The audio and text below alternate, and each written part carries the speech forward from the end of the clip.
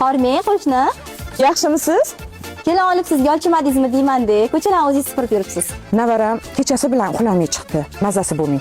O'zim kelinimga ruxsat berdim. Bola uxlaganda ozgina o'zingiz dam oling deb aytgandim. Meni kelinim bilan sizning nima ishingiz bor? Mayli. Shunchaki yetdim-da. Chiqinglar. To'g'ri. Odamlarga hayronsan. Nodira, bo'ldi. Ishni to'xtating. Ish hech qachon tamom bo'lmaydi. Eringiz kelishiga ozgina vaqt qoldi. Tez borib chiroyli kiyimlaringizni kiyib chiqing. Oyijohan ishimni qilib bo'lmadi. Qolgan ishlarni o'zim qilib qo'yaman. Bilib qo'ying shuni. Erkak kishini hech qachon yor hid bilan kutib olish kerak emas. Xo'p bo'ladi, oyijon. Darrov bora qoling. Ona, assalomu alaykum. Va alaykum assalom bolam. Yaxshi keldingmi? Yaxshi, ona, siz nima qilyapsiz? Keliningizga aytsangiz, shuni kelingiz o'zi qiladi. Yo'qatdi.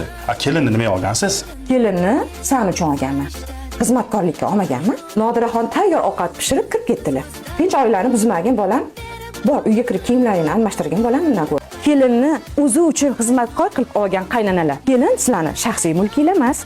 Oilaning tinchligi birinchi o'chirtda qaynanaga bog'liq. Shundaylarmi? Qaynana qaynamasa, kelin aynamaydi. Shuni ikki quloqinglar bilan eshitib olinglar.